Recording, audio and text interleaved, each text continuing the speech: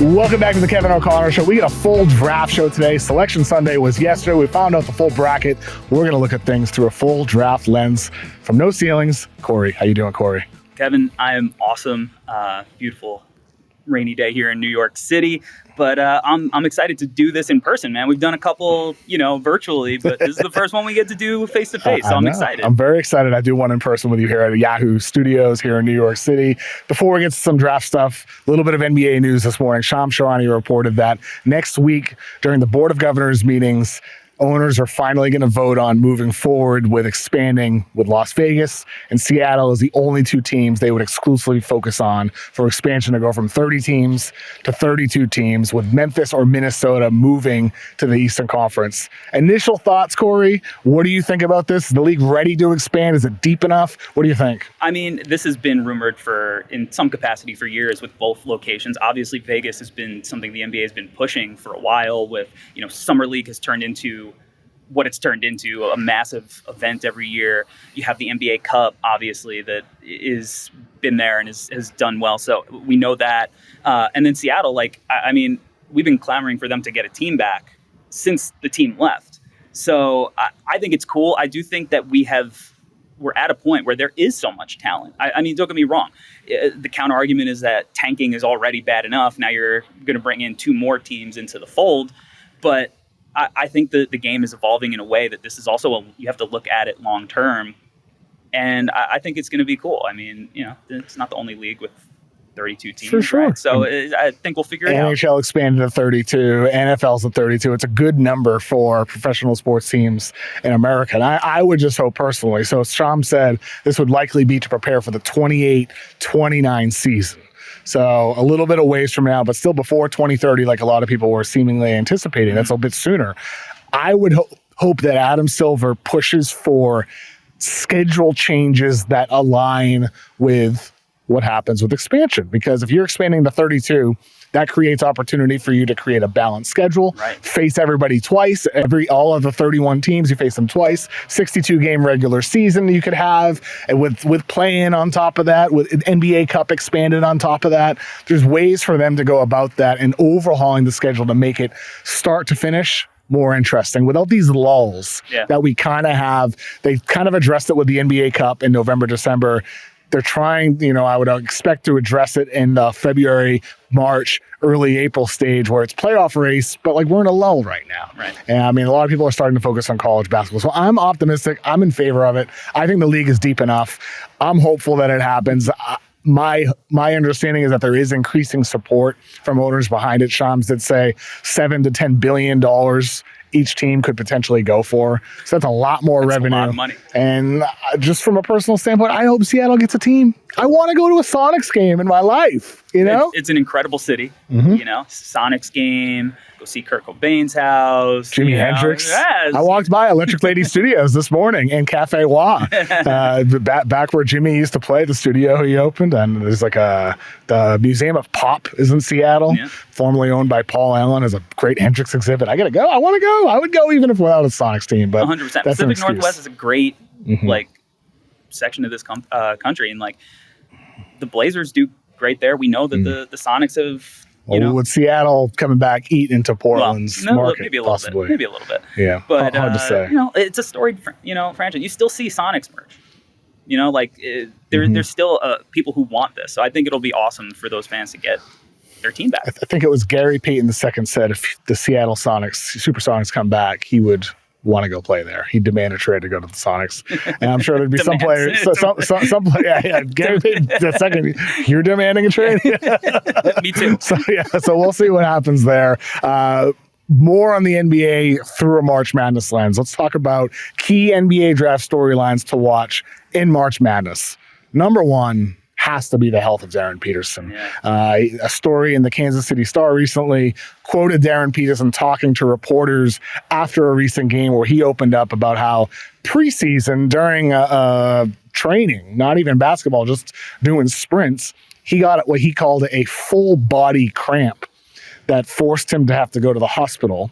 and he received 2 IVs there. I had previously reported on my podcast, I think I might have been the episode with you, where I had heard that he had received IVs and done a bunch of blood work and changed diets and this and that and different workouts, to everything to try to address the cramping, and nothing has really worked. For Peterson to come out and reveal this, my first thought is, okay, well, we need to really learn more here, because if you're going to the hospital for something, it's something medical. And B, boy, like, his team has botched the messaging of this more than you could botch anything at all. I mean, how is he talking to the reporters about this openly? It just blows my mind. What was your initial thought when you saw that story, Corey? Well, dating back to that episode that we had done together, you asked if I was worried at all. And I was like, no, I'm not worried at all. Like, are you worried now? I'm a little more worried now, especially hearing like you had to be hospitalized, and like I don't know what the long-term ramifications are of whatever it is that he's going through. Because even though he spoke on it, we still don't have clarity, right? Like, I'm sure NBA teams, when they get medicals, over the next couple of months, maybe there will be more intel that comes out about what it could potentially mean long-term. But yeah, I'm a little bit worried, because he's still not the guy that we saw at Prolific Prep from an athletic standpoint. Mm-hmm. And, back when we spoke a couple of months ago, it was like, all right, well, I expect him by this time, if he's still playing, to look closer to himself.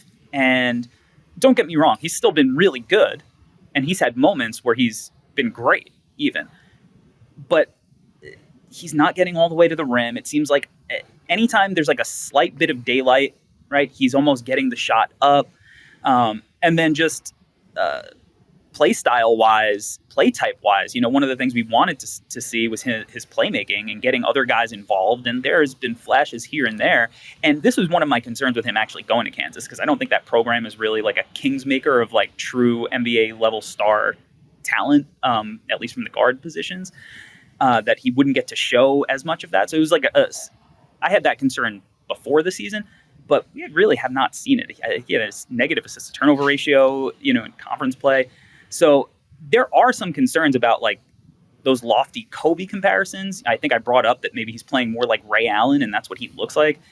But even Ray Allen, when he was young, was an athletic freak. He's a dunker. He could put it on you. He was Jesus Shuttlesworth. Like, he did it all.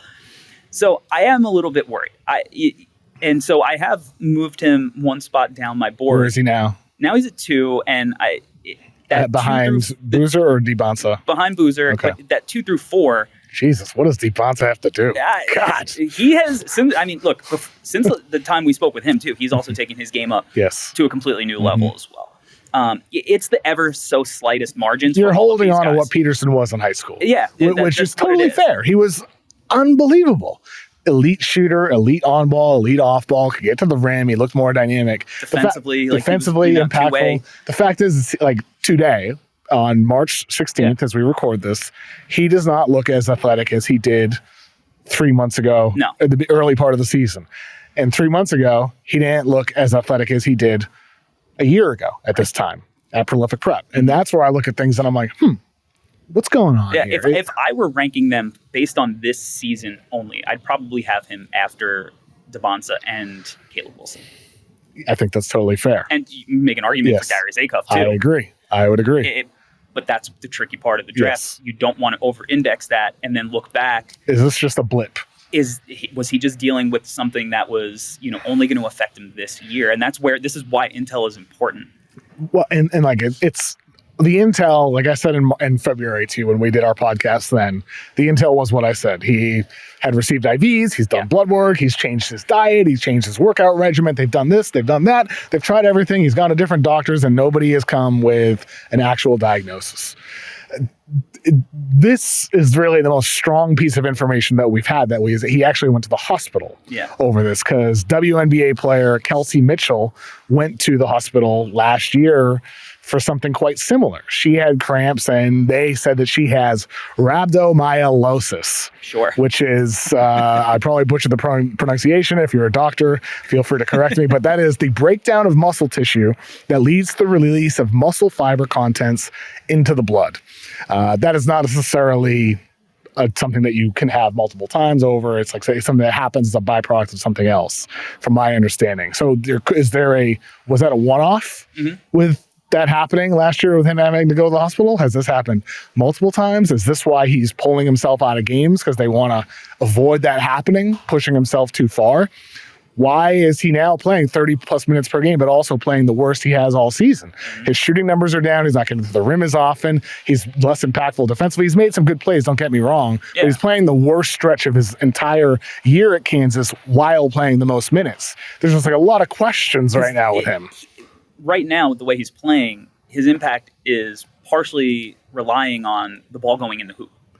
Whereas you want a guy who is going to potentially be a all NBA superstar type player to have an impact everywhere. Yes. And that's not to say like teams still respect him. They still think he's a threat, whether the ball's going in or not. It's going to help elevate his teammates and make things easier from that perspective. And defensively, he's still doing some of the things that we thought he would do.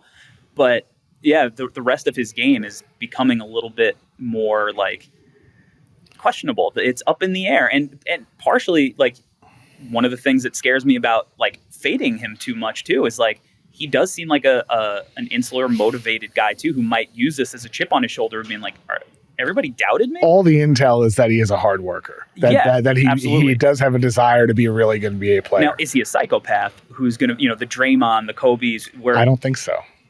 I'm not so sure. There's some contrasting info there that I'll sit on for a later date, but I'm not so sure there. The fact is that from a Kansas perspective, they're in a position right now where you'd hope they have a shot to make a run. We'll see there. With Darren Peterson, though, Kansas is better with Peterson off the floor. They have a better offensive rating, a better defensive rating, a better net rating, a better free throw rate, a better assist percentage. And so Kansas is 3 points per 100 possessions better, worse with Darren Peterson on the floor. That's a big outlier when you look at other top draft prospects. BYU is 0.8 points better with AJ DeBonsa. Duke is 13 better with Cam Boozer. UNC was 9.7 better with Caleb Wilson. So Peterson, then being having a 3.0 net rating worse with Peterson on the floor is an outlier amount. What do you make of that when it comes to evaluating Peterson from the draft? The fact that Kansas is better without him statistically and with the eye test. Sometimes it just looks like the offense flows a lot better without him. Dating myself back to one of my favorite TV shows of Lost, it's almost like it's a little man of science versus man of faith right now with Peterson, where Kansas it seems like they've become accustomed to playing without him. And it almost feels like he's still trying to fit in when he is playing with them. Part of it, though, is what's weird is like he's the guy almost that it feels like has to sacrifice his game, because I don't know what it would look like as much if Melvin Counsell was sacrificing his game. Is he as effective? So like in the backcourt in particular, it seems easier for him to play in positions where he's uncomfortable. But the fact that the team is better with him off, and the other guys, they're so much better with them on, it is a little concerning. And you have to come back to just having the faith that this is not the real version of Darren Peterson that we're getting. This is not the guy that was, propped up as the next big thing. It's really a faith-based argument in some respects. Last 7 games, so since he pulled himself out of the game against Oklahoma State, beats me. Last 7 games, he's played 32, 30, 31, 34, 29, 37, and 28 minutes. So this is the longest stretch of his career playing the most minutes. He is shooting 27% from 3, 42% from 2-point range, averaging only 19 points per game, getting to the free throw line still. Assist to turnover ratio, 2.1 assists to 1.4 turnovers. Not his best stretch shooting the ball. Is that because of the cramps? Is that because he's pushing through it? We will find out more, I'm sure, this month in March. We'll see how long Kansas goes. And then we'll find out definitely more during the pre-draft period, April, May, and June. And with Peterson, he still is in the top 3 on most people's boards. There's a chance he shifts down depending on the medical. But one guy that is out the remainder of the season is Caleb Wilson. So second key NBA draft storyline to watch during March Madness. There is no Caleb Wilson for North Carolina. The 4th player on most boards right now. Could someone move ahead of Caleb Wilson? Is there a prospect that comes to mind to you, Corey, that has a chance to move into that 4th slot ahead of Wilson with his absence? The NBA draft is chaotic. There's always a chance, because all it takes is one team. At the end of the day, all the boards, all the consensus, you're going to have surprise picks. And with high-end talent, the teams are going to go with who they believe. So team need, philosophy, so many variables we don't know without the order. So is there a chance? I would say yes. At the same time, like, there's also a chance that I see Caleb Wilson being the second pick, the third pick. So, like, I think that he can go either way. Clearly, being out for March Madness, a lot of narrative shaped during this time. But for NBA teams, too, it's not just this year that they're evaluating. They're evaluating these kids in high school. So I don't think there's going to be too sharp of an overreaction. But if there are two, I think there are two guys that have a chance still to play their way into that conversation. The first guy is Darius Acuff. He's maybe the hottest player in college basketball right now. It's amazing. He's doing whatever you want, I guess, except play defense. He's a little bit of Ole on that end, Ole defense, but it's kind of forgiving when you see the fact that he's carrying the offense, playing 37, 38, 39 minutes, sometimes every minute, hit 30 points in their tournament win on Sunday, 24 the night before. 37 the night before that. So in 3 nights in a row, 37 points, 24 points, 30 points, not breaking a sweat. The other thing that he's doing outside of distributing the ball, just from a scoring perspective, because he's, I think probably the best passer in this class, the most creative, the most deliberate, the most cerebral, manipulative. But the other thing that he's done, which, there have been people who are wondering about his full-on scoring process, can he shoot more threes? And then his free throw rate is kind of mediocre. He's gotten to the line 8.5 times per game over his last 10. And 4 or 5 games have been at least 10 plus free throws. So he's doing a better job. And I still think that there's room for even improvement there. It's almost like he's not as strong as Derrick Rose was or as explosive, right? But he is strong and athletic.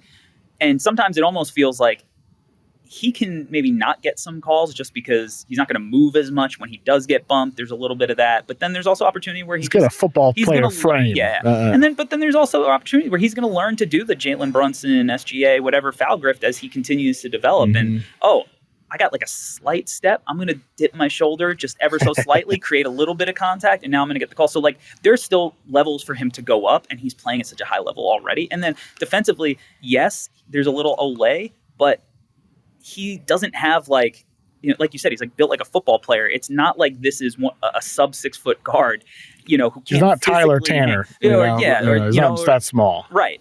Who's obviously great in the passing lanes and like makes an impact. High impact in that way, yes. But he's small, straight up small. You can target him in a way that with Acuff you can't, because he's strong, he's long, he has the tools there at least to do it. It's about one. But I think Acuff is the guy just because he's so dynamic offensively.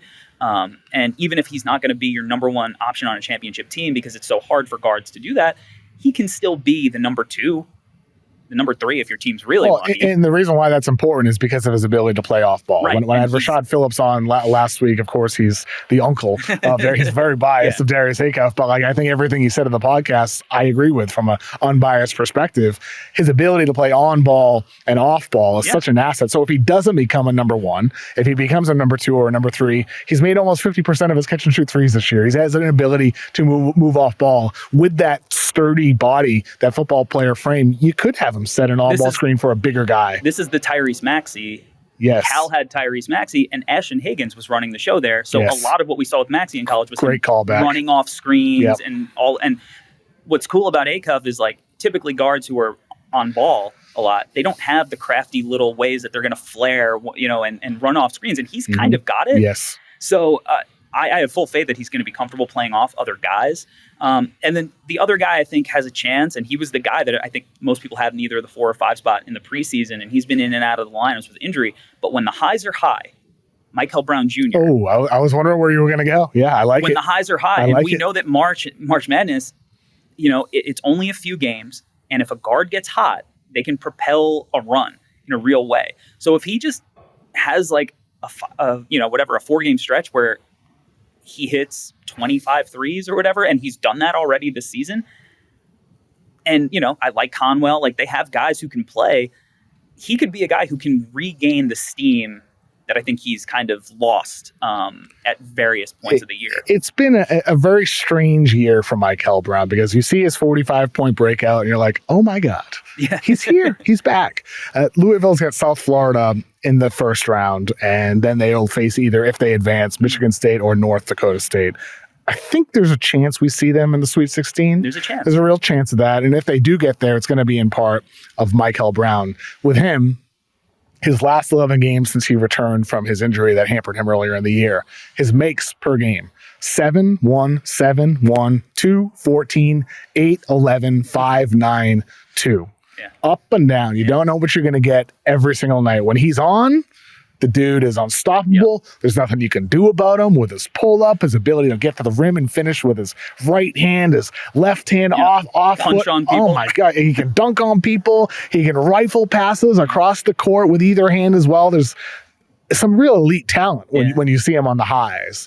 But then you see the 1-for-7s and the 2-for-10s, and you're like, oh, geez. It's like, is he going to look like Dame tonight, or is he going to look like Anthony Simons? Yes, exactly. 100% the truth. And that's where with Louisville, if you get the best version of Michael Brown, you get a chance to make a deep run in March Madness. If you don't, well, I mean, he's the type of guy you look at, you're like, I like him, I don't love him as a prospect. But I agree with those two. I think those are two higher upside guys. I wouldn't necessarily say the same about, I don't know. Like, I don't think Nate Ament's going to be in that conversation. A Phylon. I don't see any of those names. Not that high. Maybe a Keaton Wagler. Maybe Kingston Flemings. I could see some of these guards. I think the guards are the ones we're really talking about here. Michael Brown, Acuff, Flemings, Wagler, and that's in part because of what need is going to be in that third or fourth slot. So I think we got a good list there. On the other side, upperclassmen. Are there going to be some upperclassmen you could see either solidify their stock or improve their stock entering and exiting March Madness after this month? Yeah, I mean, Michigan's got two dudes, in Yaxel Lendeborg and Ade Mara, who, if they put Michigan on an extended tough run for Michigan. Tough bracket. Tough one, but that'll make it ever more the opportunity to solidify their stock. But we always see like an upperclassman guard, I feel like, who has like this crazy run. We saw it with Walter Clayton last year. Like, I'm wondering if Bennett Sturts can be a guy who I think NBA teams are probably going to be a little bit more skeptical than like the public scouting space is on Sturts as like a lottery level guy. What's the difference there between NBA teams? Just to give some context to the listeners. I think that, the private side is they're looking at his efficiency, the fact that he never comes off the floor, he doesn't turn the ball over. He's managed to sustain basically his efficiency going from Drake to Iowa. But he's a guy who basically always has the ball. Even when he doesn't, he's not capable of making a move the first time and beating his guy off the bounce, he's able to pull it out and reset it and get a second chance at that. And it's like, are you going to take the ball out of the hands of, name your all-star level guard at the next level? Or so it's like his play style, and I think he's suited to play on or off the ball, but like the way that he thrives and that he has thrived over his college career is by just doing everything and being an engine. And I think the questions are going to be like, is this an engine worthy player from NBA teams? And also they're a little skeptical of just older guys to begin with, especially when they are guards. So I think that's where the disconnect is between the two sides. But I also think that if he's able to put Iowa on some magical run, that there is a chance that a lot of that skepticism dwindles because he can shoot the crap out of the ball. He can. And he's a really like heady, smart player. So, if he leads them on some run, then maybe teams look at it like, all right, we know he might be able to have like a Peyton Pritchard type impact, but is there more? And should we take him in that tail end of the lottery? Well, I think the people who are skeptical of him will look at that Iowa State game earlier in the year where he was a 3 for 11, was not a good performance for him. Michigan State as well, and Michigan 7 for 23 as well. He's had some clunkers. Yeah. And if Iowa beats Clemson in the first round, strong chance it'll be Florida, the defending national champions, in the second round. And Clemson's no cakewalk either. No, it is not. So I think for Iowa, to your point, if we do see Iowa get through Clemson and then beat Florida and get to the Sweet 16, that's where that conversation is really going to help out a guy like Bennett Sturts for sure. Freshmen. Which freshman will end up positioned to go back to school after March Madness? There are two that come to mind. Nate Ament, I think, could be from Tennessee, could be one of the guys. The other guy I would mention is Braylon Mullins from UConn. Conversely, I could see two other guys who were highly touted coming in. You can look at their priors and just say, hey, we're one and dones. And wherever we get drafted, we get drafted. Because I think ultimately, Ament has not lived up to the lofty top 5 play that he was projected to have this year. But he is still 6'10" and has all of these skills. And, you look at some of the advanced stats and you can make his case that maybe he doesn't go 4, but you could take him 15. He should go back, Corey. Yeah, I just saw. Amen should go back. I flew to Nashville and I watched him against Vanderbilt a couple of weeks ago. And it's funny, one of my buddies lives in Nashville. He's a songwriter. He does not know ball.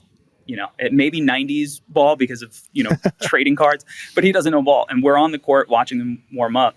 And, Amen was trying to do a dribble move and he just the ball went out of bounds. Really? And he tried to do it again. During warm-ups? During warm-ups. And he tried to do it again and it went out of bounds again. And my buddy's like, that guy? Wow.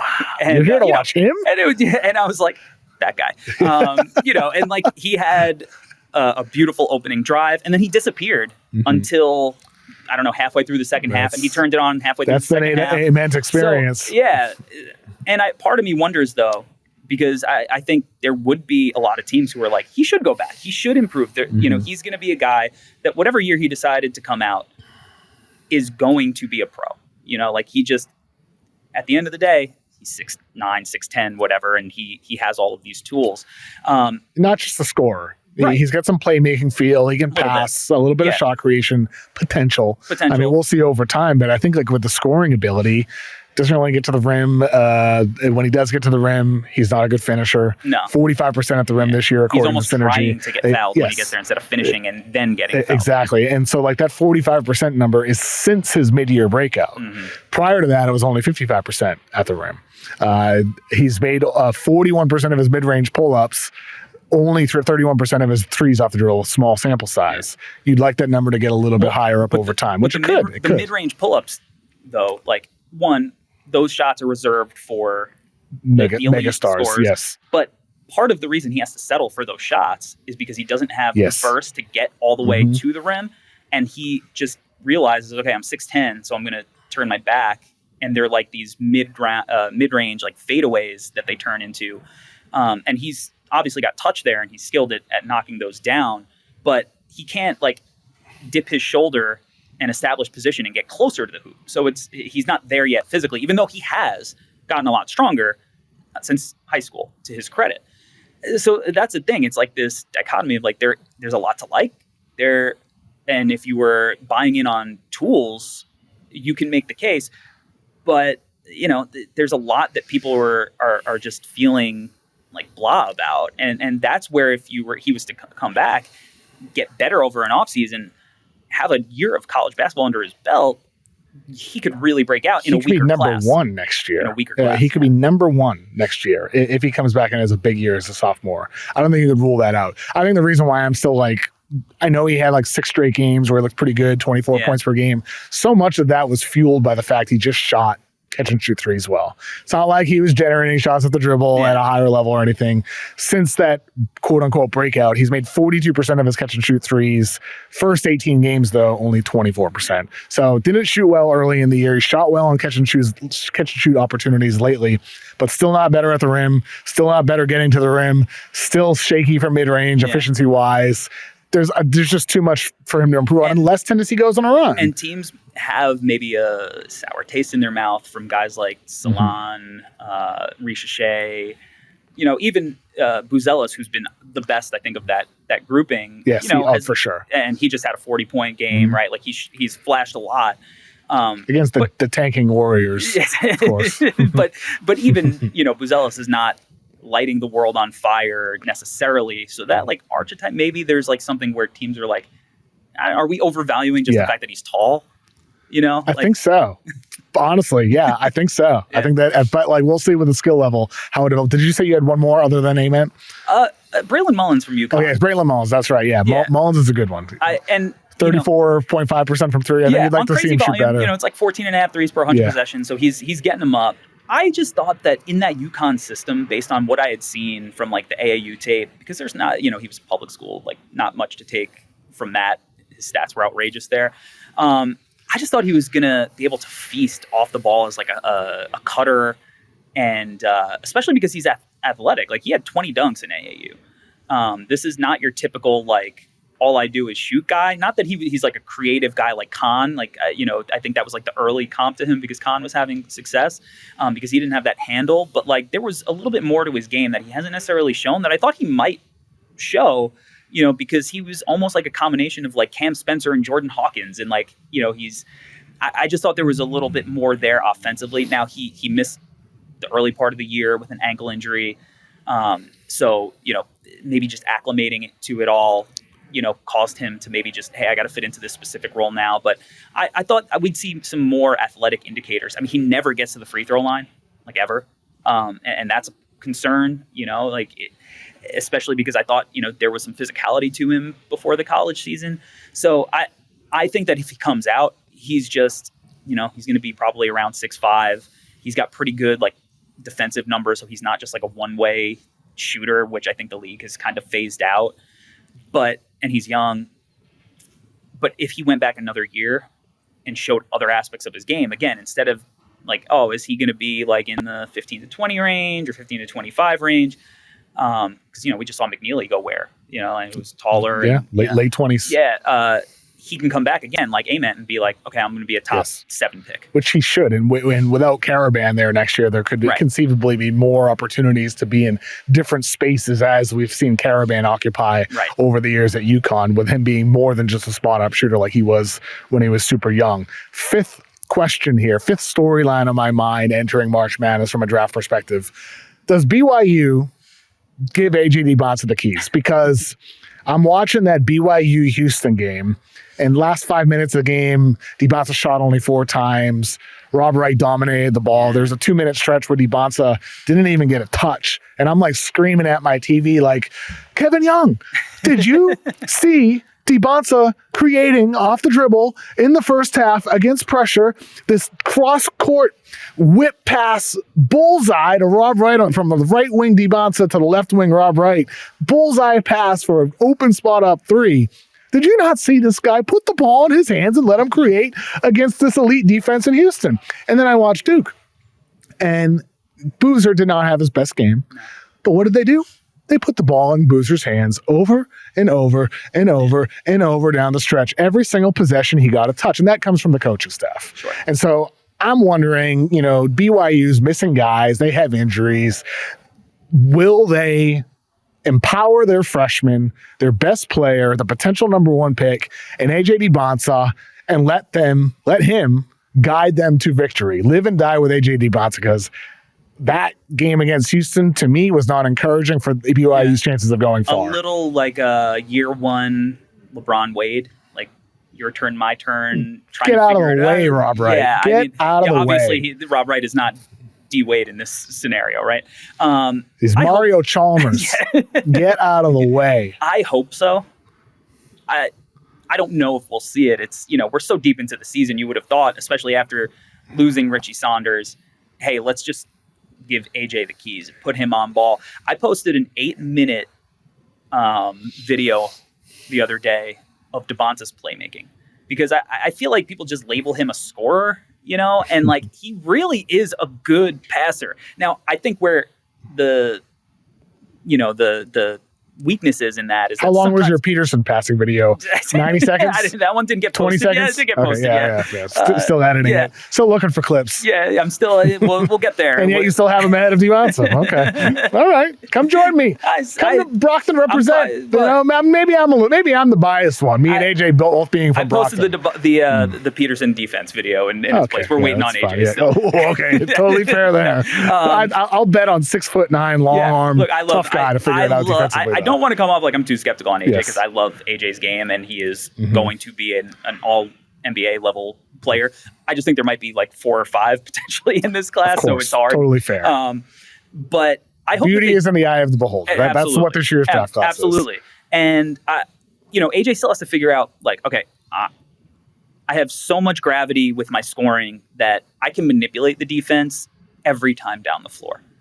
And I think that'll open up some of even easier scoring opportunities for him if he is able to consistently become a playmaker and a scorer.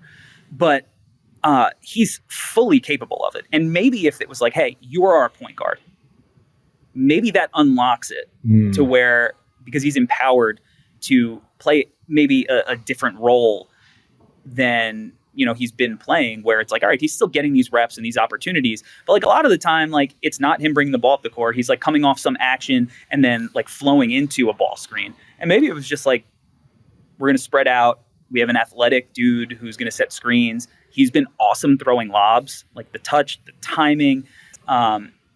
It would be awesome to see if he did get the opportunity to just be almost in the role that Cooper Flagg was in for the Mavericks earlier this year. I thought Kevin Young ran a pro offense. I thought that's what was promised. So beats me that this guy who supposedly comes from the NBA and runs a pro offense doesn't know give your best player the ball. Just give it to him. Not Rob Wright, not Mario Chalmers. Blows my mind, and we'll see. Mario Chalmers hit the shot. He did. But Rob Wright, like you can hit the shot too, but it should be coming from DeBonsa. Maybe it's a hockey assist, maybe it's a direct assist, but DeBonsa got to have the ball in his hands the last 4 minutes of that game. Every possession against Houston, they probably win that game if they don't go away from DeBonsa, in my opinion. Yahoo Fantasy Bracket Mayhem brackets are now open for your chance to win $50,000. Go fill out the men's and women's bracket. You can win $25K a piece. And those, visit yahoofantasy.com/bracket mayhem to fill out your brackets today. We're going to talk about opening weekend prospect matchups. I want to start out with BYU potentially versus Texas. Yeah. We might see DeBonsa versus Swain. 2 potential lottery picks. Definitely a top 5 pick in DeBonsa. Yeah. Swain, we'll see. There's people who say he's late first round. There's people who have him, especially in the online draft community, top 5, top 10. Swain is such a fascinating player. He spent 2 years at Xavier, didn't do much. He was fine, but he wasn't necessarily. I saw him many times. He's solid, an East Coast guy, solid player, but not like a guy people are talking about as a lottery pick. Then he goes to Texas and becomes the most efficient isolation scorer in the country without a jumper, without taking many threes at all because his shot is so ugly. But he has great touch. So we're not going to see him shooting a lot of jumpers this month in March Madness. But for NBA fans watching Swain, especially if Texas does play BYU in the first round, you're watching a guy who's made over 80% of his free throws on 300-plus attempts in college, over 50% of his floaters. He has touch near the rim, touch from the line. He just has this like broken jumper. Yeah. It's ugly looking. It's mechanical. It's step A, step B. Everything's wrong with it. There's like 8 parts on the jumper that he needs to completely overhaul. And that's why he lives in the paint at the restricted area. Over half of his shots came at the rim in his college career, according to CBB analytics. And he finishes at an elite level with scoop layups, offhand, strong hand, wrong foot, floaters, touch shots, through contact. Like the dude is a great finisher, very fun, defensive playmaker on top of that as well. You can talk yourself into Swain as like a top 10 guy pretty easily. You could. If you're a believer that you can overhaul the shot, then I would say that's a good bet. That is easier said than done. Yes. Yeah, and look, I get it. The free throw indicators are great, but it also feels like there's a mental component to his shooting because I'll tell you what, if you watch him shoot grenades, it's not as mechanical, right? Because there's no time. You just have to shoot it without thinking. And it looks a lot smoother. So part of me thinks that it's a mental block for him as a shooter because, he's not pulling up with 18 seconds on the shot clock very often. So maybe there's, a sports psychology aspect. Maybe it is just we got to fix the base and raise the release, and maybe teams think it's a little bit easier. But I've noticed that the grenades, he's shooting them with a lot more confidence, and he was shooting them at a good clip the last time I looked. But his downhill ability has really been impressive this year. It has. I did not notice the level of wiggle with the ball in his hands at Xavier as I've noticed this year. He's got left to right, right to left. He can spin off guys. He's strong enough to absorb contact at the rim. He's got bend and flexibility midair. So it's really, impressive stuff. And the playmaking, it's okay. He has the ball in his hands a lot. Sometimes it's like, I pick up my dribble, look around. He picks up his dribble a lot in the paint. And I think that's normal. This is the first year that he's tasked with basically being, an initiator. He's no savant, no orchestrator yet. It's not natural. So he's okay. At least he's willing. That's the positive side of it. He's not selfish. He just has to learn to make different reads, which if he was going back to school, you could be like, oh, this is what we're going to see. But if he's going to the league and he's not going to be shooting effectively, especially as a young player, who's giving him the ball and saying, go play the same role that you played in? Now, the fact that he's already comfortable playing a different role means that, okay, he's probably going to be ready to and understand how to do the ancillary stuff. It's just like, if we're talking strictly from a ceiling perspective, he is going to need to figure out the shooting so teams can feel confident giving him the rock and letting him, go rock out. And hopefully we get that Texas matchup. Texas faces NC State for that 11 spot and that's not, to face BYU. And not a guarantee there. So that game is on Tuesday night. We'll see if we actually do end up getting that matchup with Swain versus DeBonsa this weekend. What's your opening weekend matchup to watch from a prospect standpoint? I think one of the most interesting storylines available for this opening week, because, there's not a lot of great prospect matchups necessarily. There are great prospects playing, but Allen Graves and Santa Clara versus Kentucky. Because there is a lot of intrigue with Allen Graves, who's like a 6'8", 230-pound, I think locked in 4. He's playing 5 a lot for Santa Clara, but I don't think that's going particularly well, nor would it at the next level. But he, to me, is the guy that people think Cam Boozer is going to be at the next level. Where Cam Boozer's not going to be able to create, or he's not going to be able to score in the rim because he's an overpower guy. It's like, okay, watch Allen Graves. And that's where my concerns would be a little bit more. But he's putting still a good role player. Still a good role player. Yeah. And some of his advanced stats are wild. He's his offensive rebound rate is 15%. Defensive's 20. So he's this crazy, smart rebounder. And then his steal and block numbers are both hovering around 5%. So it's these are pretty special things. Now, those stock numbers in and of themselves are not oh, this is an NBA player. It's Matisse Thybulle, Chris Mannion. These are not guys who have lit the world on fire from an NBA perspective, but he's got more to his game from an offensive perspective than those other guys have. So it's but the thing that NBA teams are a little more cautious about is that he didn't play a lot of top-end competition. He's a redshirt freshman. They haven't, is this a little bit of smoke and mirrors, fool's gold? When he played Gonzaga, he struggled a little bit, right? And Gonzaga's the standard there. So now he gets to play Kentucky, who has not had the year that I think Kentucky fans wanted to have. Still a much better barometer test than many other games on the schedule. Still a better test. Yes. So getting to see Allen Graves and Santa Clara go up against Kentucky, this blue blood program, and if he can go and do the same things he's doing, and it'd be nice if they advance, but even if he just shows that, okay, I'm not going to be completely overwhelmed against, Marino, I think that goes a long way for his draft stock, because he's a guy who said that he intends on being a pro. Yeah. He's married. He's a young guy, but he's married already. He wants to... Lucky guy. Wish I met someone young. This is what it is. 35 and single. I love my wife. But he's married. He wants to take the next step and become a pro. So as of now, and who knows, some school throws a big NIL bag and teams are saying, hey, we like you in the 35 range, and who knows, once you get to the second round, maybe he changes his mind. But as of now, he says he wants to be in. This is a big test for... is he actually going to be in? Because if he balls out, I think that'll kind of stamp him in the same way that Nick Clifford last year balled out. Now, different scenarios because Nick was a little older, but he became a name that even more casual viewers knew at that point. Married at 20 years old. Very fortunate. Santa Clara, Kurt Rambis, to Steve Nash, to Jalen Williams, to Brandon Pajimski, to Allen Graves. We'll see. Pretty good pros. Who knows? Pretty good. You never know. That's a good one. Dream round 2 matchups. I'd love to see Texas Tech, Alabama. Yeah. Phylon, Anderson, 2 small, tough guards. Phylon on that side, he's a sophomore, comes back, he doubles his points, becomes a better shooter, starts answering that question. Really good herky-jerky driver. Yeah. It'd be fun to watch him go against Christian Anderson, who has run more pick and rolls than anybody in the nation, even more than Bennett Sturts. He doesn't do a lot else besides run. When it comes to self-creation, it's out of pick and roll a lot for him. but he's elite at it. Oh, yeah. 1.2 points per pick and roll, according to Synergy. He's an elite shooter, off the catch, off the dribble as well, offers a bit of value off ball. He's just undersized. You know, that's the concern with him. And without JT Toppin, Texas Tech is a bit more limited.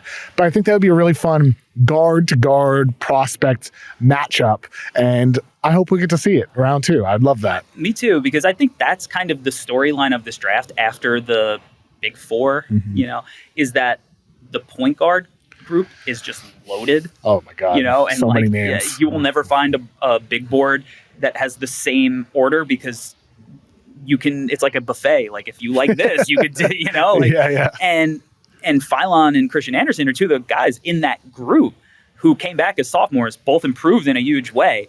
And to go head to head on a huge stage like this, it's like we could really see, and you could see both of them going off too, which is the cool thing. I'm really intrigued to see that matchup just because I think this guard crop is so competitive. And like, who knows, maybe for some people, that's the separator of stepping up in the big spotlight against one of your peers. And it does matter. I mean, like, it's just one game, but it's one game on the biggest stage with the brightest lights and the most pressure and the loudest crowd. Like, it matters. All over the years, any executive I talk to, they're like, yeah, of course these games matter. And this is why, like, the G League Ignite in part was such a failure. Right. Because these guys are playing in an empty arena that nobody cares about. Nobody's going to games. It's scouts in the crowd. I mean, you were there for Scoot Wemby. Yes. Was that arena even... It was like what I remember arena vibe wise. It was just too loud. Like the music was too loud. Everything was too loud. It's because they're overcompensating for the fact that it was just a bunch of scouts in the crowd. Yeah. You know, there's some fans. I don't want to dismiss that, but no, it wasn't like a raucous environment. It never was. And so I think like it matters when you play in that environment, you play at a high level, and you come through and you power through the anxiety that affects you as an 18, 19, 20, 21-year-old, 27-year-old, in some cases in college basketball at this point. I mean, it's just true. Chad Baker-Mazara leaving the team. See you later. Because he's already looking for his turns out he's 40. Yes. He's older than us. That's why he's gone. How old was he really? 28? I think he was like 26. 26? I think he was 26. You know. That's incredible. How old was he? I'm looking this up. How old was 26? Yeah, 26. Just turned 26 in January. Just a young guy. Yeah, really strange. So what's your round 2 dream matchup, Corey? What do you got? St. John's versus Kansas. One, you know, that means that hopefully that Darren Peterson has played well in game 1. But, you know, I'm a New Yorker. The Johnnies hold a special place in my heart. That was the first live basketball game that I had attended when I was a kid. A bunch of my family members went to St. John's, and they're in the middle of this run, this resurgence that, quite frankly, I never thought that I would see in my lifetime. You know, with Rick Pitino coming in and leading the team to back-to-back Big East titles in the tournament and just in conference. Now, you know, as far as how far can they go, I just don't know if they have the guard power to have like a deep run. But Zuby Ejiofor is playing like out of his mind, and he has a little like revenge potentially in him because he started his career at Kansas. Flory Badinga is another guy who would, I think, give him problems potentially. I really like Dylan Mitchell. I think he's been awesome this year for St. John's. You know, obviously the shooting is a gigantic concern. I mean, anytime you got a guy who's like improved his shooting, and I think he's still under 50% from the free throw line, not awesome, but all of the other things that he does, you know, from just getting out in transition and being athletic. He's got a 3-to-1 assist to turnover ratio. He rebounds both sides of the ball. Just like I would love to see him on Darren Peterson and see how Darren deals with that situation. So I just want to see Darren go up against tough matchups and see what he has in him on the biggest stage, because, you know, I know we talked about it at the top, but he's got a real chance to once again go from like, all right, everybody's like tentatively keeping him in like the 1 or 2 range to like, no, I'm the guy you thought I was. Yes. So that's interesting. He can make himself say, I am the number 1. Yeah. Just like he did against BYU. Yes. He has that opportunity in front of him. Yeah. If he plays full games. Yes. And we'll see. He doesn't pull himself out. I'm hopeful. I mean, look, all year long, I began the season with Debonsa as my number 1. Yep. I still have him my number one. I've flirted with having Peterson number one. I'm not ruling out putting him number one at the end before the draft in late June. It's a marathon. But exactly, and it's not over yet. Even after March is over, there's still time for things to change. But this really is the month where for him to prove it to a lot of people, more so than doing it in workouts. People want to see it on the court, in games. Don't hear about this in theory solution. Yeah. They want evidence. It's like asking for a raise. You want to show your boss the return on investment before you get the raise. It's not because you're not paying for potential always. Right. Sometimes NBA teams do that. They pay for potential. Yeah. It's the truth. But when it comes to drafting players, teams want to see the reality of it when it comes to taking a number one pick. When you have a Cam Boozer, you have an AJ DeBoss as an alternative. When you have a Darius Acuff and all these other guys, you're like, we'll just go with that guy. Yeah. So this is a month for Darren Peterson to prove it, and we'll see if he does. Corey, it's time for a 2025, way too early NBA redraft. Is it early? Maybe. We've seen some other ones already. There were some in October. So we're safe to do one now in the middle of March. We're going to go through the order as the teams picked, starting with number one, the Dallas Mavericks. Are they still taking Cooper Flagg, Corey? We're going to alternate picks, starting with you at number one. Okay. Yeah, I still think they're taking Cooper Flagg. Okay. Yeah, don't pretty obviously, right? Yeah, yes. Because it's not just the on the court product. Cooper's been sensational this year, but it's also like he is a real draw, as a potential face of the franchise. So there's multiple levels to it, but it's not like you're bypassing the skill for just the ticket sales. He is legitimately, as a 6'8" wing who does everything at a high level. Now, or at least will project to do those things at a high level. You can go to him at the end of games. He ran through, the Giannis at point guard portion of his time earlier in the year where he got those reps, which will make him better in the long term. And I think once Dallas builds this team around him, you're going to look at a guy who I think, you could very clearly see him having that Jason Tatum-esque impact on that franchise. Shows up every day, competes his ass off, I think as a two-way player, it's easy. It's an easy choice. It's definitely an easy choice. I mean, he had that stretch end of January against Con and the Hornets, 49 points. Then against Houston, 34 points. Then against Boston, 36 points. And then against the Spurs, he had 32. And he's supposed to be in this class. And then he had 14 against the Spurs on the next game, and then 27 against the Suns when he got hurt. Since he got back, he's starting to pick it back up recently. He had two really good games against the Cavaliers after a bit of a rocky start after his return. Cooper, there have been moments where he already looks like one of the 20 best players in the game. I'd say it's safely more of like the 35th or the 40th best player. But the fact you're saying that about a guy who was 18 at the beginning of the season, to me, when I evaluated Cooper last year, I felt like he was one of the safest number one picks that I've ever evaluated since I started doing this in 2013. Since I started doing it like as a fan when I was a kid. The question was, what level does he reach with his upside? Yeah. The way his handle has improved since high school to Duke to now suggests that this guy can be a MVP candidate, not just a multi-time All-Star as a role player, a high-end star role player, but a mega star who can be the leader of your franchise, the best player on a championship team. So yes, Cooper Flagg's still number one. Things get interesting at number two. San Antonio Spurs. I said at the time I would have traded down, not taken Dylan Harper. I would have targeted Con Knippel. I think today they would take Con Knippel over Dylan Harper. So we're taking Con Knippel with a second pick for the San Antonio Spurs. I think if they could redo it, they would. That is not to say Dylan Harper won't end up better long term. There's a chance of that. Dylan Harper is a great downhill attacker, active defender. We've seen how he can look on nights where his shot is falling, but it's not always. If the Spurs, a team that does have some iffy shooters, had Con Knippel, who's made 40% of his threes on 8 attempts per game, one of the best shooting seasons we've ever seen from a young player, from anybody ever. Yeah. If Con Knippel was added to this team with his shooting only, it would be additive. Yeah. Not to mention his pick and roll creation ability, his ability in two-man actions and dribble handoffs, and the fact that he can play on ball and off ball and make good decisions as a passer and finish at the rim. He's strong. He would fit in defensively with that team as well.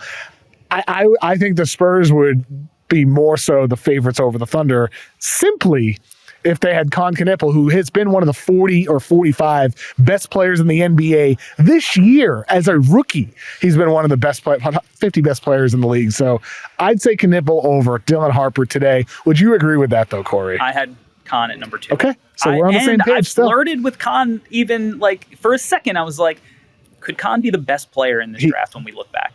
That's a legitimate question. Is there a chance of that because his shooting ability is that special and because he's shown what he can do on ball? Do you think there is an actual real chance of that? I do. Really? I do think that. You'd go that far? I think if you were like, you are our Luka Harden heliocentric guy, like his peak, like, I don't know, could he be a 27, 28, 8 and 8 guy? Could he? He could, I think. I mean, like, he's shorter than Luka, right? But he's so comfortable with the ball in his hands. He's so smart, and like he's gonna get better. So like, what does better look like when you're already a 50, 40, 90 guy? Like I know. Like he's going to whatever team he's on. You're gonna have an elite offense, a chance at having an elite offense. So just the playmaking feel, the vision, the comfortability. And the fact that he has held up defensively, it's just, he's slow-footed. And it's like, no, he's just smart. He moves well, and he's strong, and he just knows when to contest. Like, he's a two-way guy. I think there's a chance. It would be really hard for an organization to make that bet, if they were redrafting. But I think it's a possibility. I wouldn't rule it out. I don't think so. I think I currently favor him for Rookie of the Year over Cooper today. Still a month left. We'll see if that changes. It's like neck and neck for me between Cooper and Con Knippel. I just think the fact Con has done it on a team that's in the playoff conversation, that's had this great surge mid-year, that has a chance to actually make the playoffs, and who knows, make some noise in the first round, that helps team performance. The fact he's doing it in a winning context. But long-term, I'd still take Cooper. Of course, that's why we have him going first in this redraft. But Con Knippel looks better than anticipated. It makes you think. Which is why we have him going second to the Spurs. With the third pick, the Sixers in reality took VJ Edgecombe. Where are you going here in our redraft? I would take Dylan Harper. Okay. Yeah. Again, not the cleanest fit, but I think that Dylan has shown that he's capable of playing with other guys who need the ball in his hands, and he can kind of play a role that many people didn't anticipate him being able to play so cleanly as a rookie. And I still think, though, that he has this on-ball juice and potential as a guy who does dominate touches that, I'm a little less confident with VJ Edgecombe. And VJ's terrific. I've been watching him at Lou High for years, like since he was a junior in high school. I've been following him. I love VJ Edgecombe's game. I just think that Dylan has a higher level that he can get to, and he's shown what level of defender that he could be, which people didn't always see at Rutgers. But it doesn't necessarily shock me. I went to the USC Rutgers game, and there were moments he had like 4 steals in that game. He was diving on the floor. Like, his dad is one of the best perimeter defenders of his time. Like, he was born for that. So I just think he could be more of a chameleon than people think. And him and Tyrese Maxey, especially because he's got the positional size too, that would be so dynamic, getting downhill, like carving up defenses, getting out in transition. And Dylan's so good at the rim. I don't know. It's almost a coin flip for me. I'd lean Dylan Harper, though. I had Harper ahead of Edgecombe in my pre-draft rankings, so I'd stick with that here if I were the Sixers and Harper were on the board. Ultimately, I mean, Harper, the questions about his shot long-term, off the dribble, he has not been good, around 10% on dribble jumper threes, around 40% on dribble jumper twos, but it's not like Edgecombe's any better there. Right. They've both, I think Edgecombe is 36.7% on catch and shoot threes. Harper is 36.2%. They're both below average as rookies, but I would lean Harper because of the on-ball engine potential that you're talking about next to Tyrese Maxey in that backcourt. So that's a close one, though. Moving on to number 4, Con Knippel in reality went here to the Charlotte Hornets. He is no longer on the board. We have some nominees: VJ Edgecombe, Ace Bailey, Trey Johnson. I think it's VJ Edgecombe here. Okay, yeah. It's VJ Edgecombe to the Charlotte Hornets with the 4th pick in our redraft here. I wouldn't even think about any other direction at this point right now if I were Charlotte. I would go with Edgecombe, my two-way guy, not bringing the shooting that I have with Con, but he can play on ball, can play off ball. I mean, the I'd transition opportunities with him, LaMelo. Oh, my. That could be beautiful. Yeah. That could have been, that's a fun alternate reality to think about, actually. You're going from the most ground-bound guy in the draft to like one of the most explosive. They probably wouldn't win as many games. Right. But they would be still exciting and fun to watch. What's fun about VJ is that he can almost be like a supercharged like Alex Caruso. Like he doesn't have to be like this big time scorer. I think that's kind of been like icing on the cake for him, that he's shown a lot of this like on ball scoring juice, but he could be a guy like who just wreaks havoc defensively, crashes the glass, coming in out of nowhere, makes these big winning plays. Like he has the potential to do that too. And I think he's done a lot of that for Philly, but I think like stylistically, he would fit with Charlotte so very fun. Well. Like sliding in between LaMelo and Brandon Miller, and like VJ's your smaller, the small guy on your team there too. Like, and what he brings defensively, it would be a lot of fun. With the 5th pick, the Utah Jazz took Ace Bailey. In reality, our top 4 is the same, just in a different order. At this point, we have Ace Bailey, Trey Johnson, Jeremiah Fears, Yegor Demin, Colin Murray Boyles. That order is still alive. And that's the original order. Is Utah still taking Ace Bailey here, or are you going in a different direction? Would Utah still take them?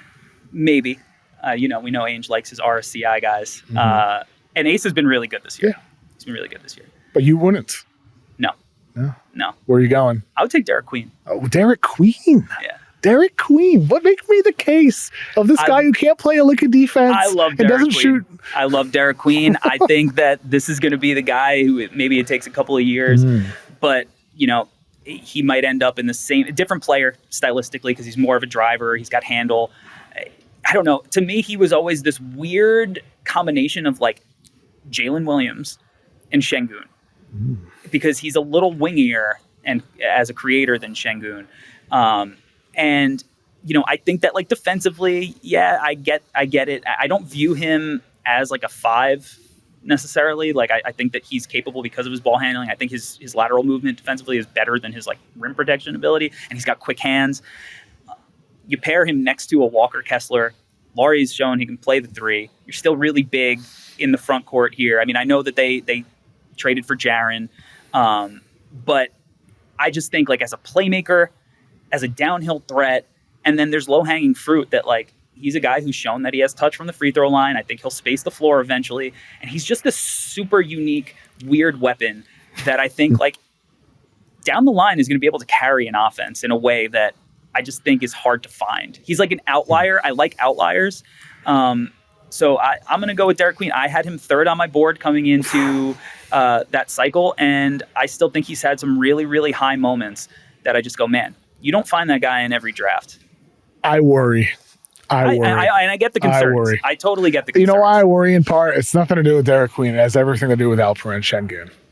If that's the construct you're kind of hoping for, I've got my concerns with Şengün in this developed state with where he is in Houston now. There are moments where he's a defensive liability.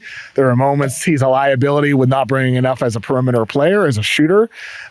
Sometimes it feels like he's a predictable player. With Derek Queen, in theory, this year he's shooting 78.6% from the free throw line. He's a high-touch player inside the paint. In theory, in time, that sub 30% from 3 should become a high 30% from 3, 37, 38, 39% from 3, but there's no guarantee. No guarantee. But Houston hasn't necessarily done the best job like building a roster that accentuates the strengths if you were trying to bring out the best offense. But it's also hard to sometimes do that with a player as a shaky defender and a shaky shooter. It's hard. There's different degrees of the Ben Simmons problem when it comes to offense, shooting with the wrong hand. And defensively, Simmons could hold his own. Right. Şengün can't. Queen can't yet. We'll see. I wouldn't go with Derek Queen at 5, but I understand the logic considering his upside. He's an outlier, as you said. It's an upside play. It's a swing, just like Ace Bailey is an upside swing. And that's why with the 6th pick as the Washington Wizards, they wanted Ace Bailey on draft night. Well, they got him at our redraft. They're getting Ace Bailey. They get their swing. That's where I'm going with the 6th pick here. Ace Bailey going to the Washington Wizards as they dreamed of on draft night. they take their big swing. We've seen Ace Bailey hit some highs and a lot of lows this year with the Utah Jazz. At his size, 6'6", 6'7", brings enough to the table with his youth where you're like, okay, we'll take a swing here and figure things out over time. So the Wizards getting Ace Bailey here with the 6th pick. I feel like this is me thinking through the lens of the Wizards, but even when I think it through my own lens, I'm not sure I'd go with Cedric Howard, a little older. I'm not sure I'd go with Carter Bryant. I want some on-ball juice. And Trey Johnson, Jeremiah Fears, those guys, there's fit questions with their existing infrastructure there. So I feel good about Ace Bailey here to the Washington Wizards. Ace has been awesome for Utah. I mean, look, has he been one of the top 3 rookies? Probably not. But he's doing all of the things that you drafted him to do. And I mean, one of the cool things about seeing him at Rutgers was like, he has so much off the ball game to what he can bring to a team. I mean, some of the shots that he was hitting off the move, off balance at Rutgers, you're like, oh my gosh, like this is so natural. It's so hard to find at his height, right? So even if he never develops the Paul George, Brandon Miller wiggle, he still is just able to get clean offense through all of the stuff he does off the ball. Crazy athlete, right? Like 2-way player. He's going to get stronger. And he's going to be, I think, a really good defensive player on that end. His weak side shot blocking has been, something that he's always been good at. So especially for an upside play, like there's still so much untapped potential with Ace to be an impact player. And he's a guy that can be completely comfortable playing off of Trae Young. And, that'll make his life easier in a lot of regards. Number 7, New Orleans Pelicans. In reality, they took Jeremiah Fears with this selection. At this point on our board, we have so far taken number 1, Cooper Flagg to the Mavs, 2, Spurs, Con Knipple, 2 Spurs, Con Knipple, 3, Dylan Harper going to the Sixers, 4, Hornets, VJ Edgecombe, 5, Derek Queen to the Jazz, 6, Washington Wizards get Ace Bailey. So number 7 on the board, who are you taking for the New Orleans Pelicans? I'm going to take Cedric Howard. Okay, I like it. Yeah. I think there were concerns just with Cedric, because of how, where he played earlier in his college career. Then he hurts himself. He plays 6 games. And it was like, all right, well, we got this guy who's 6'6", chiseled, crazy 7-foot plus wingspan, gigantic hands. I met him at pre-draft. It's huge. And I was like, where'd my hand go? Like when I shook his hand, he was a great kid, great story. And then he comes in, he's been in and out of the lineup. So hopefully there's, not a lot of like, oh, this is going to be a guy we only see for 40 to 50 games a year. But beautiful 3-point stroke. I mean, I think his handle has continued to evolve. 7'2" wingspan or whatever it is. Like he's going to be able to defend. He's got great hands. Just easy to slot in anywhere. And I think has some on-ball juice that he's continuing to develop that he's displayed this year for Memphis. Even if he's a little older than some of the other prospects that are still on the board, I still think he's been terrific. And because of his physical profile, I think he has just as much potential to be a big-time impact guy. Everybody's developmental trajectory is different in life and in sports. Some people start fast and they fizzle. Some people start fast and they keep on ascending. Some people start slow and then boom, out of nowhere, they figure out their path or they figure out their game. In the case of basketball, Cedric Howard is one of those guys. He was a bit of a slow starter. Slow burn. And then he figured things out and he started ascending and then he played 6 games, as you said. And now he's been one of the 5 best rookies in basketball. To me, he's like a lock to be first team all rookie. And again, I had him 7th on my board last year. I think I still feel good about having him 7th here. I think if I'm re-ranking my players, I'd have Cedric Howard a little bit higher than 7, but the redraft order, I still think those upside swings at number 6, I'd still like lean in Ace Bailey. And then number 7, I do like the safety of Cedric Howard. They're adding some certainty, especially knowing what comes later when they trade their pick to move up for your guy, Derek Queen. I'll tell you what, I know draft lottery night last year was like, one of those moments, but this year it has the opportunity to be like that too. Oh my God. I mean, dude, the fact is you look at the draft order right now. I'm currently on Tankathon. I'm going to hit the simulate lottery button. I'm hitting the button. we see the Hawks, they move down to 7. The Pelicans, see, this is a result like, whoo, yeah. If you're a Pelicans fan, you breathe a sigh of relief. Yeah, DeJounte Murray ball out the rest of the year, please. You're breathing a sigh of relief if the Hawks end up with the 7th pick. Yes. But boy, oh boy, there's a chance that they move up. There's a universe where. I mean, because they have the Bucks odds and the New Orleans odds, Atlanta does. So close to a 50% chance they end up in the top 4 with one of those 2 picks.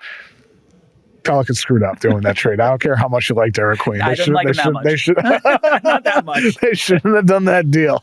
All right, so number 8, still on the board, Trey Johnson, Jeremiah Fears, Yegor, who they did take in reality, Colin Murray-Boyles, Kaman Malawach. Part of me feels like if I pass on Trey Johnson here, I'm underrating him after really liking him last year. Yeah. I really liked Trey Johnson last year, and he's had an okay year. I mean, he's shooting the ball really well. Yeah, I mean, I wish he shot it a little better. He's doing what he does. This is who he is. 40% off the dribble from 3, great number. Yeah. 35% off the catch. I'd like to see that be a bit better. 49% off the dribble for mid-range as well. So he's getting buckets. He just hasn't had like that. I said, I think it was around my post All-Star break episode, like things to watch for in the second half. I'm waiting for that Trey Johnson explosion, like that 30-point, 40-point banger from a guy who just goes nuclear in the second half as a rookie, where you're like, whoa, oh my God. You know what I like though? Him telling Trae Young to start moving off the ball. Yes. Because Trey Johnson does that, and he's willing to. Like if Trae Young starts moving off ball, it would be great. I like his confidence. I like his moxie. I do like his confidence. I think I'm going to just go Trey Johnson here. Okay. Yeah. I'm going to go Trey Johnson to the Nets. He's like everything you wish Cam Thomas was. He brings the spark plug scoring ability and the ability to move off ball and the ability to pass, the willingness to pass with a bit more size. A bit more willingness to pass. Yes, willingness. So I'm going to go with Trey Johnson here, even though I'm looking at some of the other names on the board and I'm like, I want to go with this guy. But I'm going to go with Trey Johnson to the Nets with the 8th pick. 9th pick is the Toronto Raptors. Yeah. So the Raptors take Colin Murray-Boyles in reality. Who are you going here with this pick? I'm still going with Colin Murray. Okay, staying with him. Okay. I probably would have taken him maybe a couple of spots higher, potentially if it was just a ranking. He's so impactful defensively already that it's almost scary to think of what he might end up being. And he's a good passer, and he's shooting threes. You know, this was the big question. Now, he shot them on pretty low volume in high school, and I always kind of thought like the touch could be there. But the fact that he's at least getting some up, not obviously he's not Trey Johnson from behind the line, but he's at least attempting them. He's super long, he's super strong, and I think strength is just so important when we look at, you know, how successful a prospect could be. At this point, like, it's the brain, the feel, and an intersection that combines some kind of strength with it too. And he is so strong, so physical. He gets up off the floor quick near the rim. He's got good touch. He can handle the ball like in a straight line. Really good vision. He's just going to be a winning player. Will he be an all-star? I don't know. Maybe if he ends up on the right team, maybe like a one-time all-star or something. You know, a Luol Deng all-star appearance. But I think he's going to impact winning basketball for a very long time on whatever team he plays on, and I'm sure Toronto hopes that it's Toronto forever. I think that's a good choice. I like that choice. I think Murray-Boyles, his defensive ability is potentially game-changing, and offensively, we'll see how he develops over time. But ultimately, I still think I'd lean Murray-Boyles at this point too. With that said, you know, we have on the board Yegor, who has shot 38% from 3 this year, over 80% from the free throw line. Shooting was one of the biggest questions with him entering the draft. And then as a rookie, he shot the ball really well.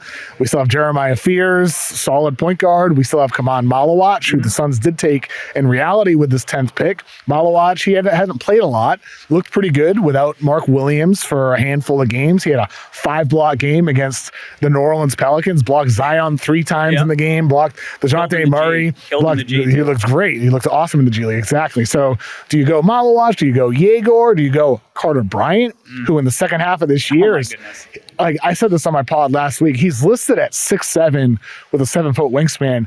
He just looks so much bigger to me than that. Like I look at him and I'm like, that measurement has to be wrong. That can't be right. He looks like a 7'4" wingspan. Like, big shoulders.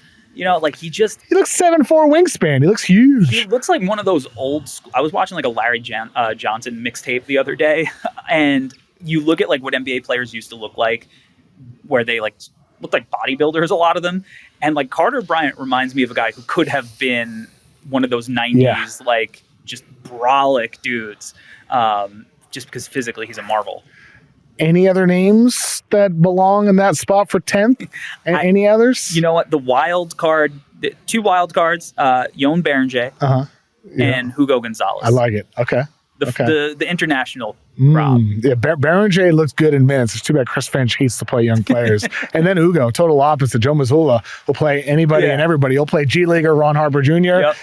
He'll start him defending Kevin Durant. I'm so happy for Ron Harper. Oh my God. Jr. Oh, he's developed so much. I was in the building at Rutgers when he hit the game winner against Purdue when Purdue was number 1, and I feared for my life as they all cleared the stands because I had no emotional attachment to the moment other than it was awesome. But it's awesome to see him like really carving out a niche. And then Ugo. Yeah. I mean, one of the steals of the draft. He's a chaos creator defensively, as a rebounder. He's improved his shot. He plays within the flow of that offense. How do you go from playing 7 minutes per game for Real Madrid to being a rotation fixture on one of the best teams in the league? It doesn't make sense to me. Can you explain this, Corey? I don't get it. Well, if you looked at that Real Madrid roster, I guess it was as deep in that league as an NBA roster would look like. So sometimes I would just look at the players that were on that team and I go, who is he supposed to play in front of? Well, who is that? I mean, you could easily make the argument with the Celtics, and yet they find him minutes. Yeah. Longer games. Sure, 48 minutes. Yeah, that's true. But this is why scouting is not an exact science, and it's why priors matter. It's why for these international guys, you also have to look at the youth competitions, because he chose to stay in, or whatever his contract was that he couldn't get out of or whatever. And then you look at guys like Kasparas Yakachonis, who came stateside and played in college and were able to just play 35 minutes a night, and what that could do for your draft stock. It's why it's hard with these guys who are only playing 7 minutes because they're behind ex-NBA guys who are overseas. And Hugo, like, if you looked at the boards coming into the year, he was potentially a top 10 guy. So it's shocking that he's making an impact on a Celtics team that is looking like they could be a championship contender, but also he could have been a top 10 pick. Like, you can make an argument that he should have been a lottery player the whole time. He was just in, a situation that was not conducive to being able to put up gaudy numbers. So with that 10th pick, all that said, I think Ugo is deserving of getting a mention. I think all these names are. I'm going to take Carter Bryant. Okay. I'm taking him slightly over Yegor Dioman. Yep. Carter Bryant to me just looks like a 3-and-D monster. Yep. Just a athletic beast. I mean, Malawach, you have Mark Williams there. Malawach could very well end up the guy long term, but with Mark Williams there, maybe I'm drafting a little bit too much for need here. But Mark Williams has looked great. There's a lot of potential with Carter Bryant. Could be a great two-way player. Let's just like zoom out for a little bit with the Spurs. I mean, think about putting out a lineup. Let's find them a young four to grow with. Of Victor Wembanyama, Stephen Castle, Carter Bryant, and Dylan Harper. Defensively. Insane. And pick your defensive-minded four. Insane. What does that look like when those guys are in their prime? Who 70 wins? Who scores on that group? I know. There's like interchangeability from 1 to 4. They can switch across positions. No issues. And then you have Victor Wembanyama deterring everybody for wanting to sniff the paint. Like, you see some of the players just not even considering going into the paint against Wemby. That's going to grow even greater in a greater magnitude over the years as he becomes a better defender, a little bit smarter, a little bit quicker with his rotations, a little bit more fear. He instills more fear in the opponent as well over time, because more guys are going to be like, I'm good. Yeah. I'm good. It's just going to happen over time. I've seen It's this going to movie increase. before. I know what's going on. Exactly. So ultimately, I think with that group, we get a good little redraft here. Most of the same names. You took 1, 3, 5, 7, 9. Cooper Flagg, Dylan Harper, Derek Queen, Cedric Howard, Colin Murray, Boyles. Me, 2, 10. The even numbers: Con Knipple, VJ Edgecombe, Ace Bailey, Trace Johnson, Carter Bryant. So Jeremiah Fears, Yegor Dioman, Kaman Malawach fell out of our top 10. But that more so is just a testament to the depth of this draft class. It is a great 2025 draft class, as we've seen this year in the NBA. The 2026 draft class, we're going to watch a lot of these guys in March Madness. I'm excited this month. I'm fired up, Corey. We're entering the best time of the year. March Madness, NBA playoffs, pre-draft season coming up. Yeah. This is when I'm at my happiest of the entire years. The Northeast is starting to warm up. The weather's getting better. Snow's melting. Yeah, I mean, this is the best time. It's the best time to be a basketball fan because there's something every night to watch. That's 100%. And the best news is Killian Hayes signed a 2-year deal with the Kings. He's going to be in our lives a lot longer. He had a great game on Sunday night, 16 points, I believe, efficient scoring. Killian Hayes, please. Figure out how to score, Killian Hayes. Figure out how to score, because you can defend, you can pass, you can get to the rim, you can do it all except score. So hopefully last night is a sign of things to come for Killian Hayes, me, and the Sacramento Kings. Just make me look a little less dumb, Killian. That's all. Make me look a little less dumb. Corey, you were very smart. You guys at No Ceilings do an outstanding job. As always, thank you so much for joining me today, I appreciate you having me, man. All right, thank you, Corey, for joining me. Coming up, we have 2 special guests, Cam and Cayden Boozer from the Duke Blue Devils. Talked to them a couple weeks ago about what they're preparing for with the draft and March Madness coming up. So here's Cam and Cayden Boozer. All right, here with Cam and Cayden Boozer out of Duke. How you guys doing today? Good. Doing great. You guys are joining me on behalf of State Farm. How much NBA are you guys watching this year? I know you're busy with college, of course.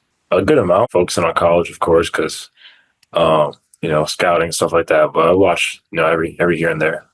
Yeah, I mean, obviously, when we're not scouting or we're not having games, we're definitely watching. Like, there was a really good game, Spurs and Pistons, I think, earlier in the week. That was a really good game to watch. So, we're able to watch a few games here and there, but it's hard with the traveling and how many games we have in a week. Back in 2012, you guys were just 4 years old. I'll always remember the time your dad painted his hair. So you probably don't remember that when it happened, but have you ever made fun of him over the years? Seeing the images of that. I mean, for sure. Obviously, when we got older and we started having phones, the video would go viral and like the pictures would go viral. So we make little jokes here and there. Cam, you've had one of the best freshman seasons that I've ever seen.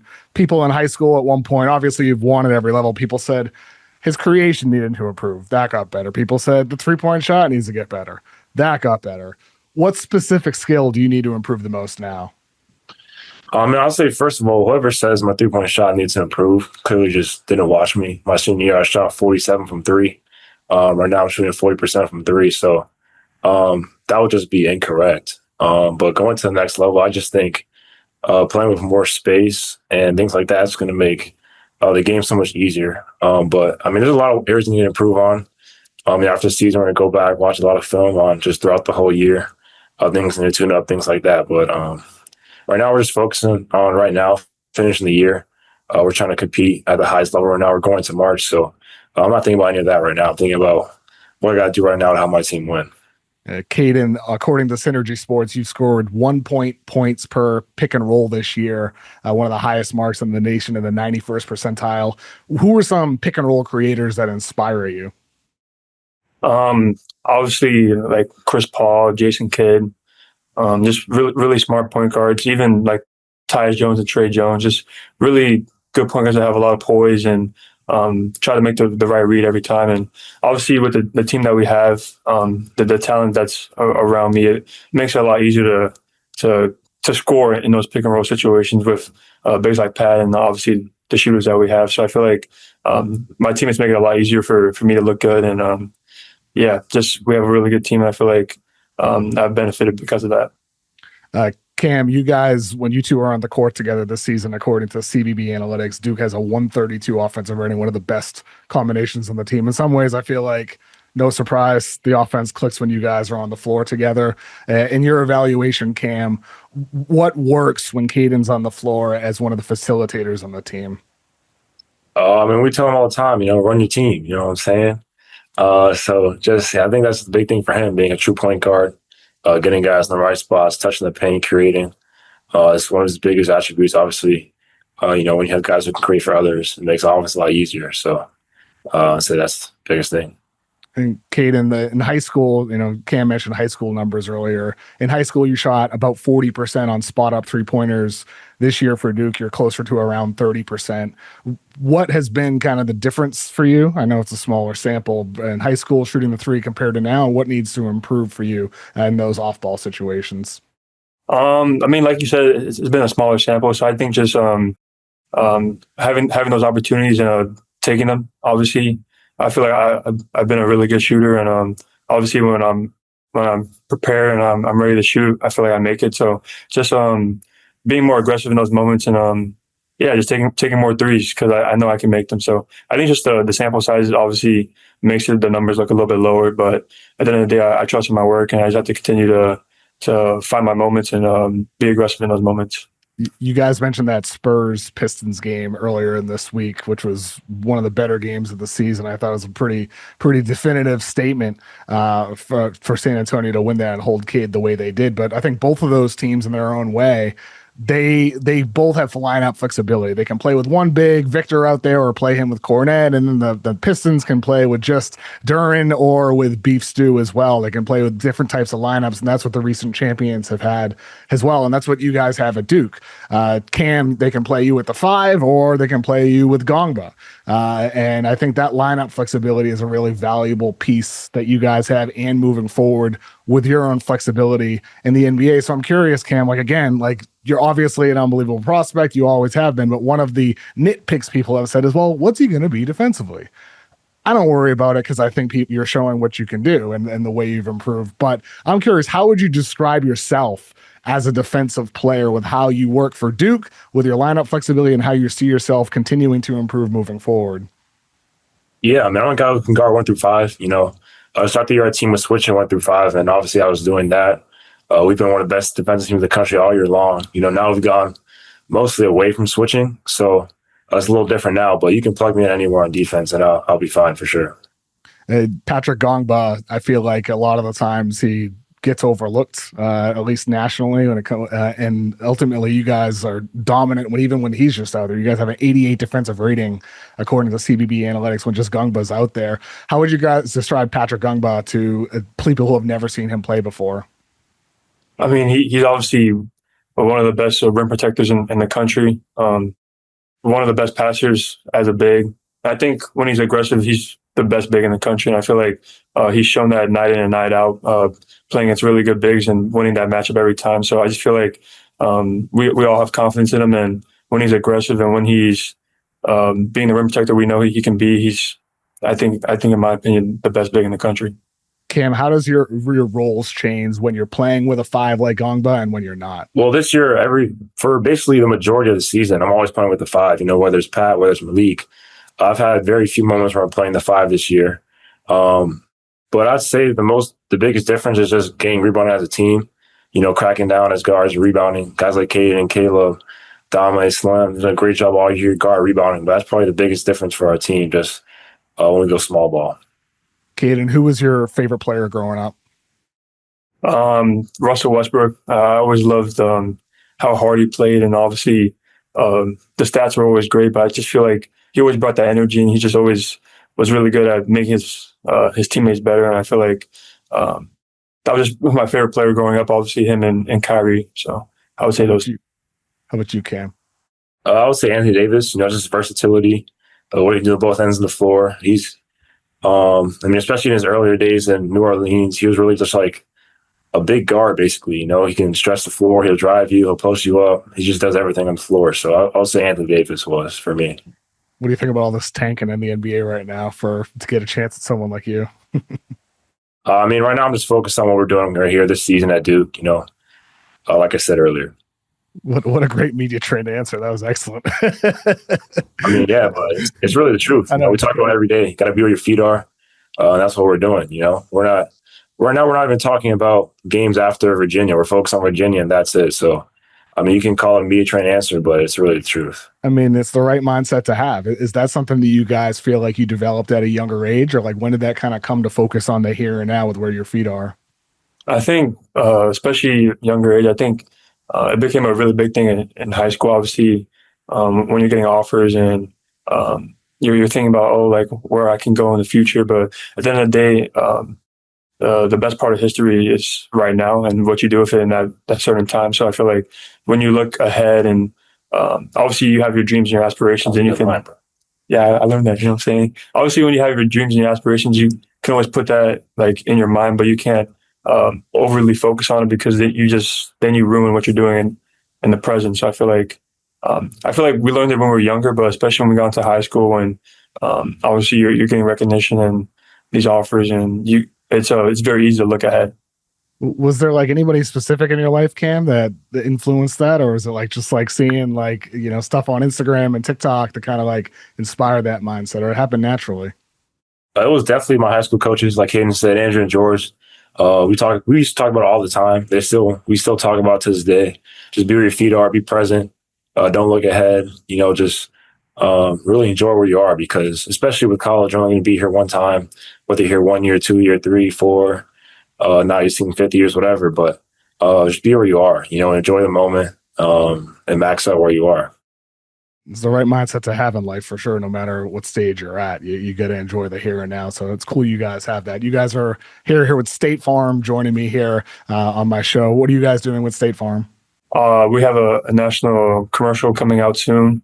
We were able to meet with Jake from State Farm, just have a really nice shoot. And obviously, it was just an honor to be able to work with a brand like State Farm. Obviously, seeing the commercials with Chris Paul and Cooper Flag, and just be able to be a part of that family now, it's just a real feeling. Cool, guys. Appreciate you so much for joining me today. Yeah, good luck rest of the season. I look forward to watching you. Yes, sir. Thank you. We appreciate it. Thank you.